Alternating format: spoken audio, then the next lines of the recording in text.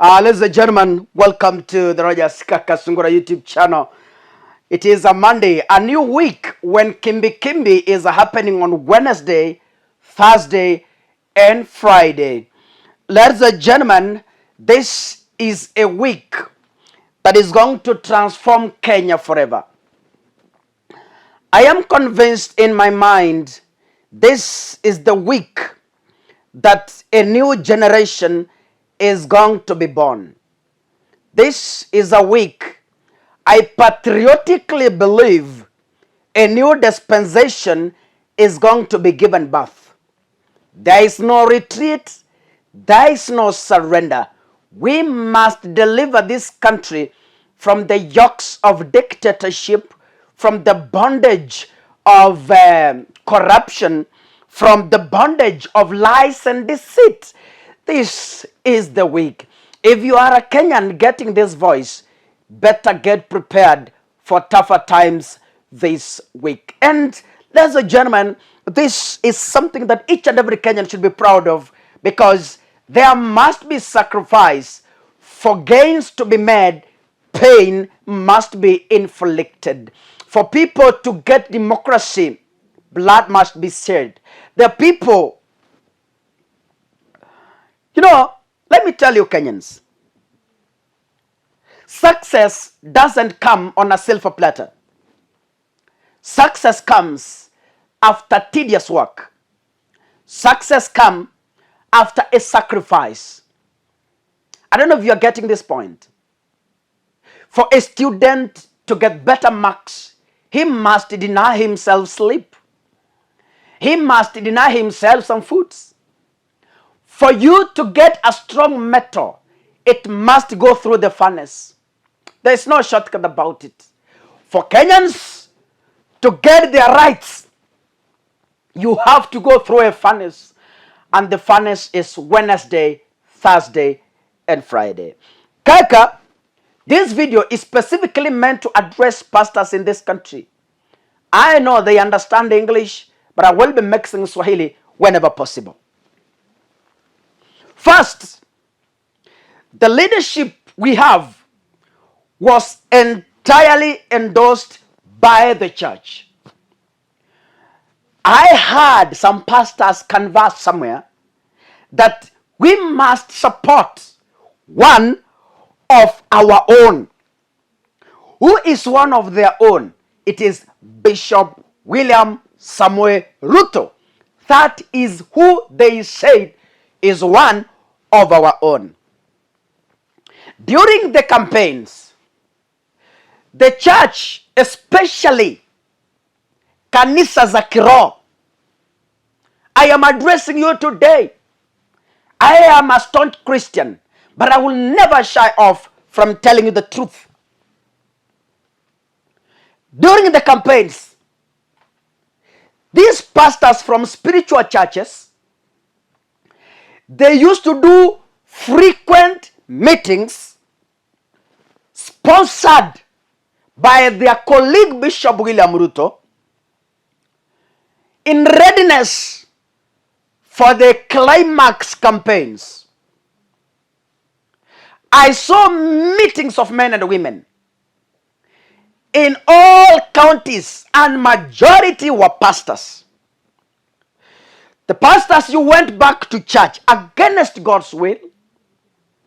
You misled the sheep to forcibly vote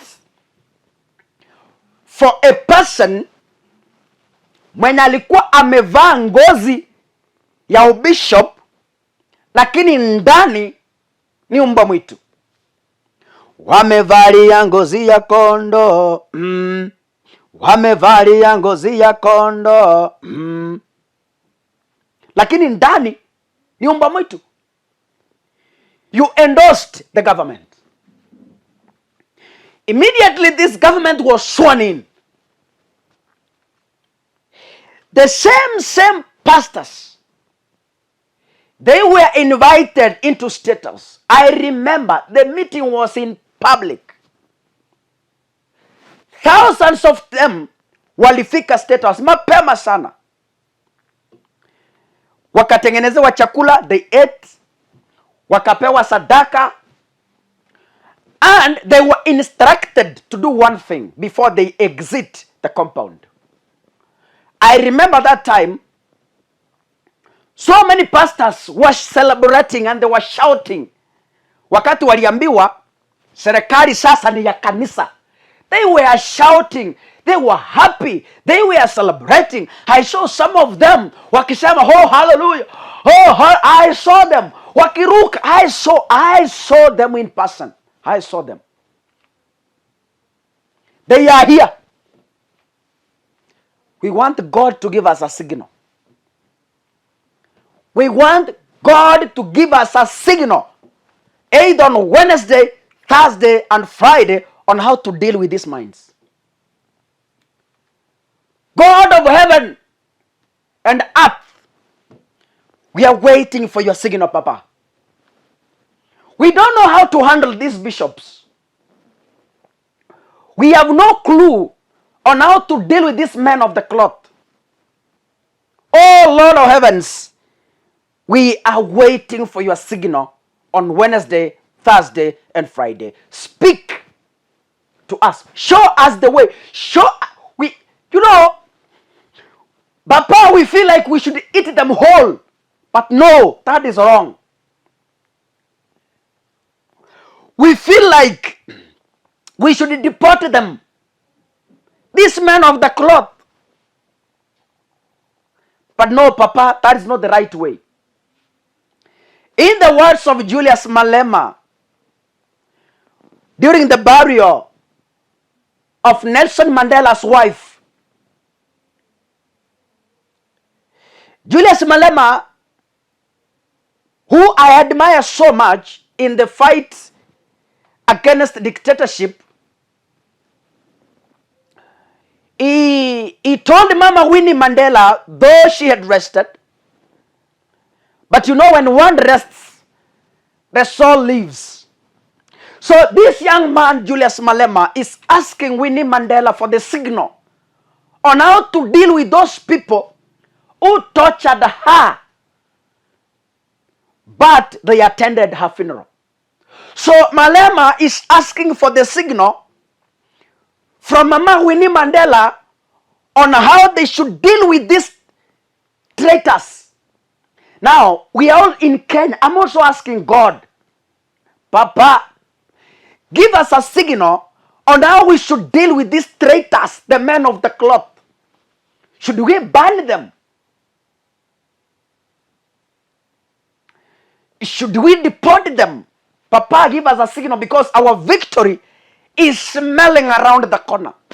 Once we win, tell us how to deal with these people. The anchor in this country is so enormous. We only need a signal from God. After we win this battle, we want a signal on how to deal with these people. Should we close the churches? But that is wrong. That is against the Constitution. We need a signal. The same way these pastors were speaking Rabashikari Kabanda, uko State House wakati the president was sworn in. The same way they were touching walls and saying Rabashikaro Koroma Singarabo Sinkabatantarabo. The same way they were doing so is the very same way I am instructing them to go back to State House and tell William Ruto, you are wrong.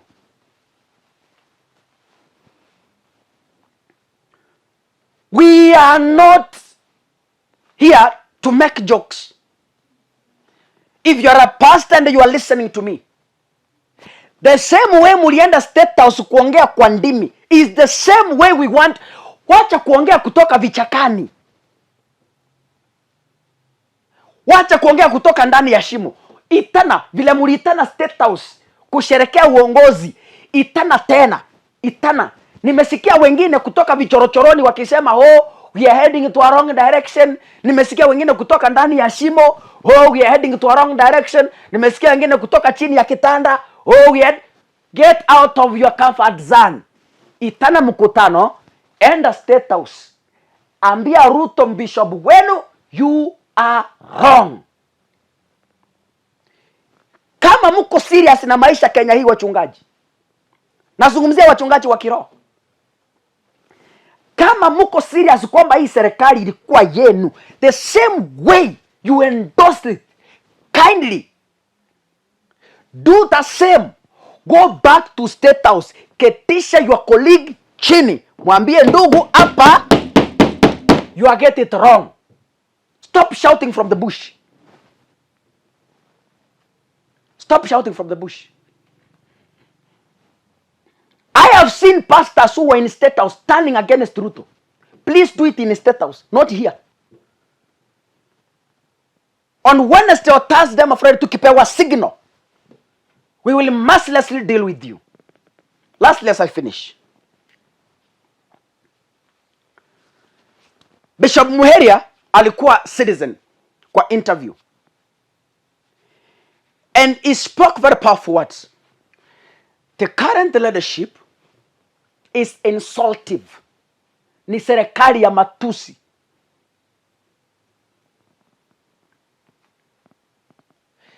The current government is insensitive. It's unable to know what the people needs. I exactly want to quote what this guy said. Bishop Muheria said, the current ruler is rough, insultive, arrogant, and imposing. That is Bishop Muheria himself, while speaking on Citizen TV yesterday in an interview at 9 p.m. Look at the description. Listen again. The current ruler, that's William Ruto, is rough, insultive, arrogant, and imposing. That is the leader you wanted. Finally, Kenyans of goodwill. Hii Kenya imejengwa kupitia kwa damu za watu waliojitolea muhanga. Tunapoelekea maandamano siku ya Jumatano, Alhamisi na Ijumaa, tuheshimu maisha ya Mkenya mwenzako. Avoid to be distracted from the main goal. Let nobody lie to you that this struggle is ethnic. Let nobody lie to you that this struggle is tribal. Mtu asikudanganye kwamba kuna kabila linapigwa vita. Hakuna kabila linapigwa vita. Kabila peke yake tunalopigana vita nalo Kenya hii ni uchumi. Kabila tunalolijua katika vita hivi vya Ijumaa, Alhamisi na Jumatano ni uchumi. Hilo ndilo kabila peke yake tunapigana nalo. It's not about a Kalenjin fight. It's not about a Luo fight. It's not a Kikuyu fight. Let nobody lie to you. Rafiki ambaye mumekaa naye kwa muda, chunga maisha yake. Mali ya mwenzako ya chunge tafadhali. Let's maintain peace as we fight for this struggle. God bless you, ladies and gentlemen. I wish you the best as we seek a long-lasting solution in this country. Asanteni sana.